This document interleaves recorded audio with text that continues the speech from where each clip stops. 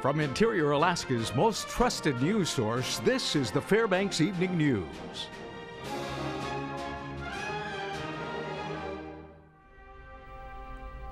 Good evening. Thank you for joining us. Whether or not it's here to stay, it seems that winter is upon us, and with it comes the slick road conditions. That's right. As many interior residents commuted this morning, the snow came down quickly, making for some tricky driving conditions. Authorities at Fairbanks Police Department and Alaska State Troopers confirmed there were multiple reports of vehicle accidents due to the newly snow-covered highways. Now, as usual, police urge the public to change their driving habits with the seasons. Winter driving includes allowing for more time to get to one's destination and slowing down during the drive. Now, don't fall for the idea that because your vehicle is all-wheel drive or four-wheel drive that you are immune to these rules. Police say even those drivers should slow down, and especially during the first snowfall when the roads are the most wet and slick. Yeah, first snows are typically pretty wet, and they're also very slick, especially on bridges, locations like that. Calls between Fairbanks Police and Alaska State Troopers today for vehicles off of roadways, hitting fixed items, those kind of things. So we're please asking people to slow down, give some extra time, make sure you have plenty of fuel in your car for any breakdowns, put some cold weather gear in there, have jumper cables and some different items in case you have an emergency. Delegates from around the world will be flying into Fairbanks this weekend as researchers from the University of Alaska Fairbanks kick off a lead-in event to the 2015 Arctic Energy Summit that starts on Monday. The Alaska Center for Energy and Power and the Institute of the North will host an event Sunday from 5 to 8 p.m. at the Blue Loon, featuring UAF researchers and guest speaker U.S. Senator Lisa Murkowski. The presentation will highlight how Alaska and UAF contribute to the challenges the Arctic currently faces today. ACEP Director Gwen Holdman says it will be an excellent opportunity for the local community to network with people studying across the Arctic. I recommend if you want a seat, come early because I think it is going to be pretty full. But I think it's just going to be a really fantastic opportunity for people to get a better feel for what's going on globally and how what we're doing here in Fairbanks and what we're doing in Alaska more generally connects to those challenges. A large number of interior residents attended a U.S. Air Force public meeting in Fairbanks on Wednesday night regarding the decision to bed down F-35 fighter jets at Eielson Air Force Base. Some voiced their concerns about the draft, while most welcomed the possibility of more jets here in the interior. Ryan Grimes has the story. A majority of citizens last night were supportive of the Air Force's draft environmental impact statement's proposed action to install 54 F-35 fighter jets for training and use at Eielson Air Force Base. I encourage you to accelerate that process, keeping in mind that it only took a year for us to build the Alaskan Highway. I support more air support, even beyond the F-35s. There were some criticisms of the draft statement. I felt that the issue of decibels was inadequately addressed, not enough about the effects on children and others. Others took a shot at the military itself, stating that bringing the jets to the interior could start a war with neighboring nations. You are going to start probably an arms race with the Chinese and that crazy guy from Korea. As members here are saying, our community supports. No, that's not true. The community does not support the F-35s. They do. Local aviators say they support the jets coming to Eielson. However, they do have concerns over the increased military air traffic that could create conflict with civilian pilots. Without an upgrade in the range control communication ability, we civilian pilots and the Air Force pilots are a hazard to each other. The final environmental impact statement is expected to be out late January 2016. This is Ryan Grimes reporting. All right, when we come back, preparations are underway for one of the bigger fundraisers scheduled for tomorrow. Making Strides Against Breast Cancer is a go, and we'll give you the details. Also, if you have prescription drugs that are expired, tomorrow you can get rid of them safely, and we'll tell you exactly where to go. These stories and more when we come back. And welcome back. A Fairbanks man has been found guilty following a 4-day trial. Charles Henry was convicted this morning of sexual assault in the 1st degree and assault in the 4th degree. The jury deliberated for approximately 2 hours before finding Henry guilty on all counts. According to court documents, Henry sexually assaulted a highly intoxicated woman while she was passed out. The rape was reportedly witnessed by at least one person. Henry faces a maximum sentence of 99 years in jail. A Superior Court judge will determine his sentence at a hearing scheduled for January. Mayoral candidates have just over a week to convince voters they should hold the borough's top spot. Now, to do that, the political hopefuls will have been laying out their platforms to a number of different interest groups in the area. The Young Professionals Council will be hosting a debate at the UAF pub next Wednesday night at 6. Organizers say a wide range of issues will be up for debate, including marijuana legislation and the high cost of energy. All 4 mayoral candidates are invited to answer questions from the audience and members of YPC and the Young Lawyers section. YPC Government Relations Chair Denny Mischel says this event is unique because its goal is to be nonpartisan. The reason we feel this is different is that our mission is to be nonpartisan. Some of the other debates out there definitely have a focus, whether it's one way or another. And so just being nonpartisan, we feel that we get kind of a more level playing ground for everyone to ask their questions in a neutral environment. The University of Alaska Fairbanks Chancellor Mike Powers gave the annual State of the University address early yesterday afternoon in the Charles W. Davis Concert Hall on the Fairbanks campus. Now, Powers spoke about his goals for the next 10 months as interim chancellor, including guiding UAF through another challenging budget year. Powers touched base on current hot topics within the administration, such as the university's work to implement Title IX requirements, which prohibits discrimination on the basis of sex. Powers also stressed the importance of funding the final phase of construction of the new UAF engineering building to meet the increased demand within the industry. Powers and UA President Jim Johnson are in agreement that continuing to build UAF's reputation as a leader in the Arctic research is important to capitalize on the current global interest in the North. Powers says UAF will make grand plans and continue to change the landscape of Alaska. Many participants are planning to run in the snow and continue the fight against breast cancer. Starting tomorrow at 11 a.m., at least 51 teams will be fundraising in the Making Strides Against Breast Cancer 5K event. The American Cancer Society hosts the annual walk, which starts at the Morris Thompson Cultural Center on 101 Dunkel Street. Now, last year, the event raised nearly $100,000. According to event organizer Becky Zavril, nearly 300 individuals and businesses have already pledged to donate a similar amount this year. She adds that the donations are going to a good cause. I'm a cancer survivor and born and raised here in Fairbanks, and the reason I'm such a solid American Cancer Society volunteer is because it does those things. We can research and we can find different cures and just different treatment plans, but then also help our friends here at home. We have a resource center here in the community hospital that we help cancer patients with flights, with hotels, with various things that they need and different support systems. This Saturday, September 26, from 10 a.m. to 2 p.m., people can go to almost 5,000 collection sites around the nation to return all unwanted, unneeded, or expired prescription drugs for safe and anonymous disposal. Now, this is the U.S. Drug Enforcement Administration's 10th National Prescription Drug Take-Back Day in the past 5 years. All states and some territories will be participating. Combined results for the take-back events in Alaska from 2010 through 2014 resulted in just over 10 tons of drugs being removed from circulation. This year, the drop-off point will be at the Fairbanks Police Station at 911 Cushman Street.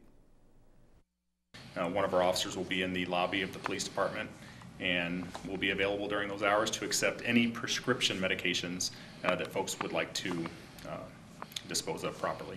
Prescriptions that have been prescribed to themselves or family members that have maybe been sitting in a medicine cabinet for too many years and they've been waiting for that particular moment to get rid of them responsibly.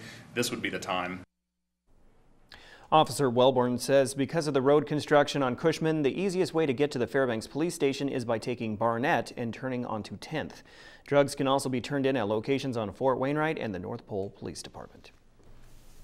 All right, Joe Cook is up next with sports, and he has the latest on a hot Ice Dogs team. Also, the Nanox cross-country team is in California for their second meet of the year. All that and more with Joe after the break.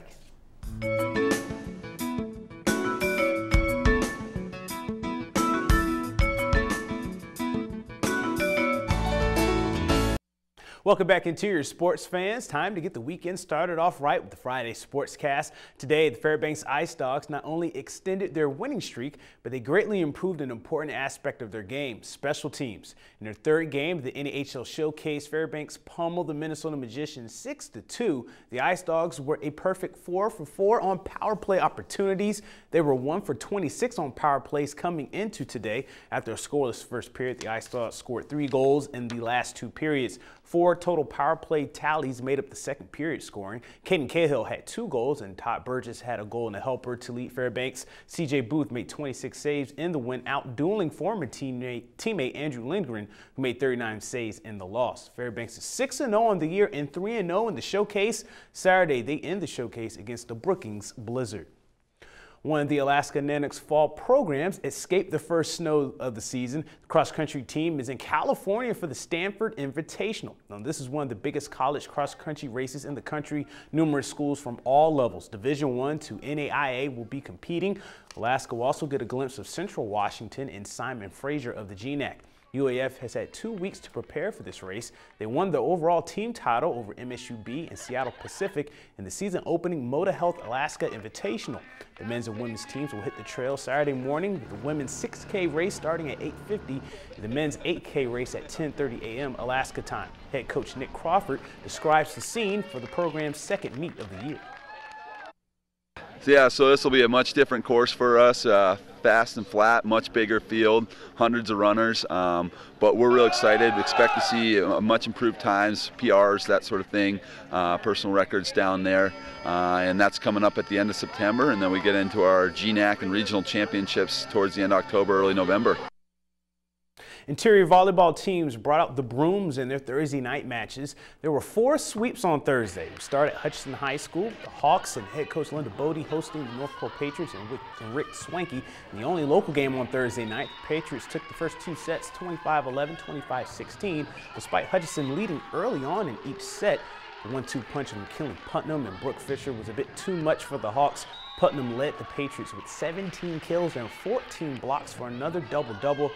Fisher provided the finishing touches with the match point. That was one of her 11 kills coming up here. North Pole wins the final set 25-18 and sweeps the young and rebuilding Hutchinson Hawks.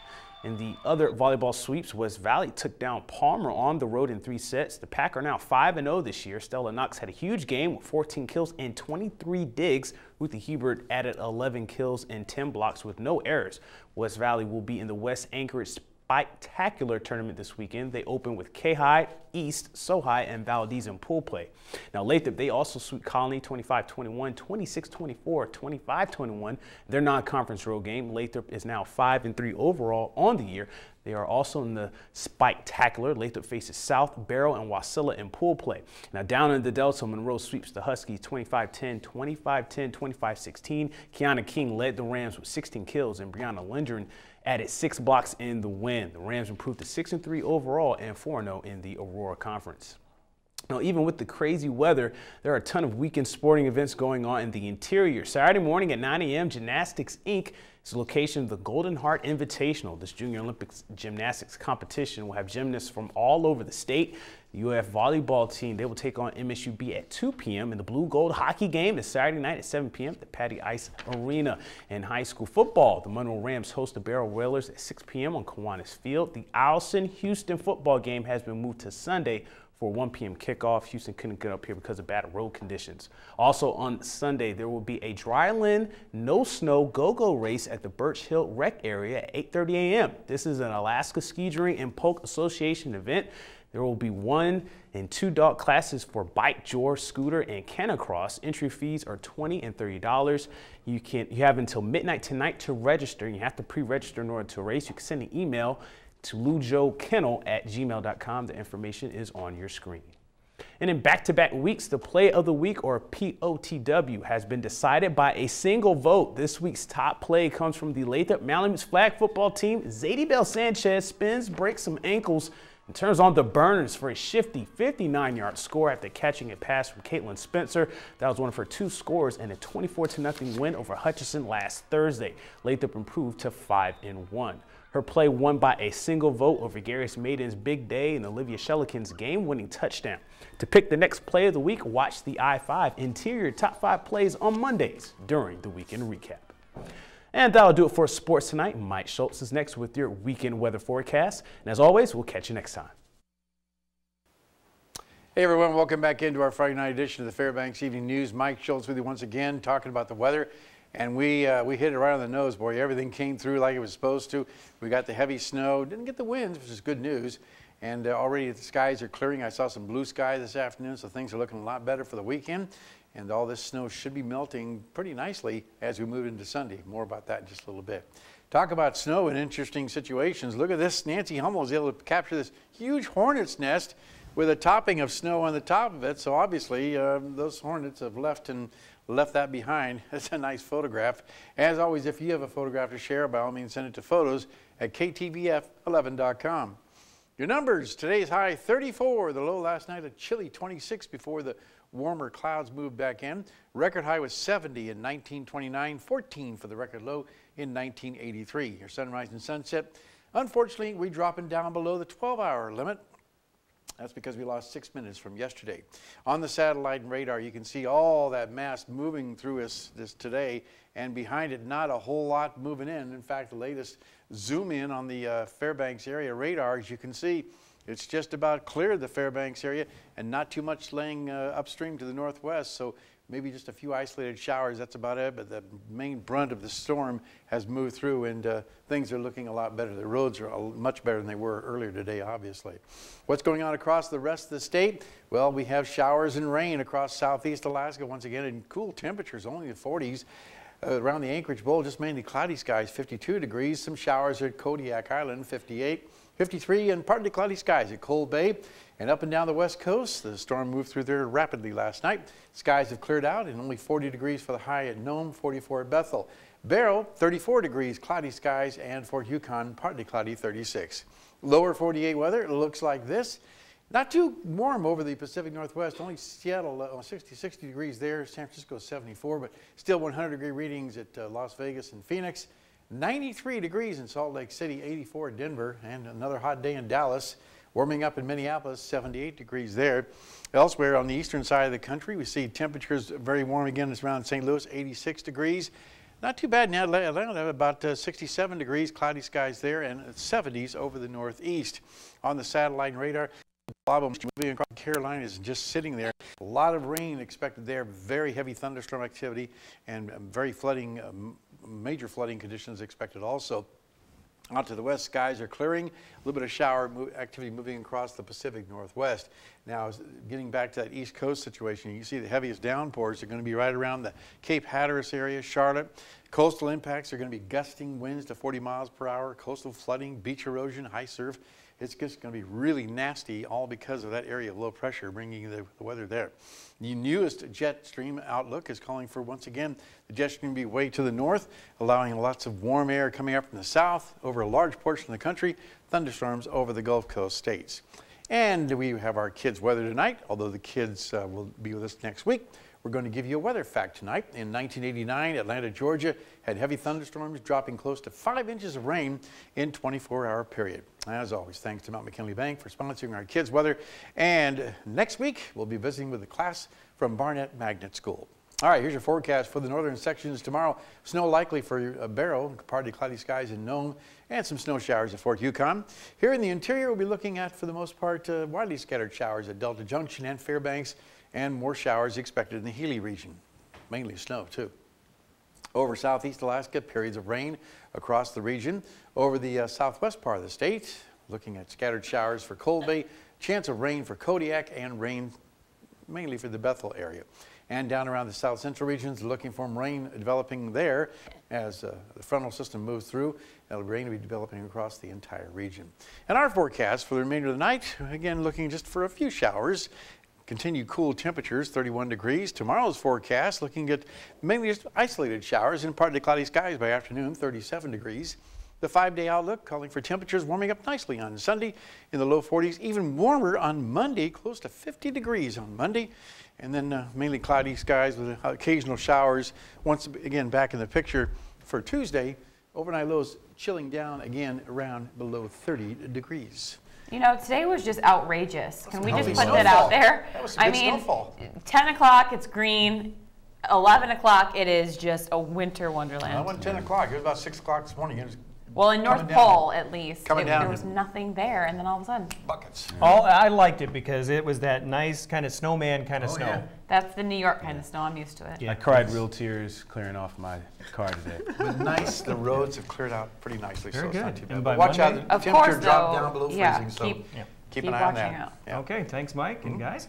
That'll wrap up this edition of the Fairbanks Evening News. We are glad you could join us. Tonight on NBC Nightly News, U.S. and China reach an agreement on cyber spying on the intellectual property. That's up next with Lester Holt. Be sure and tune in tomorrow night for the weekend edition of the Fairbanks Evening News with Kay Looper and Mike Fussell with sports. All right, from all of us here at the News Center, we hope you have a great weekend. Good night.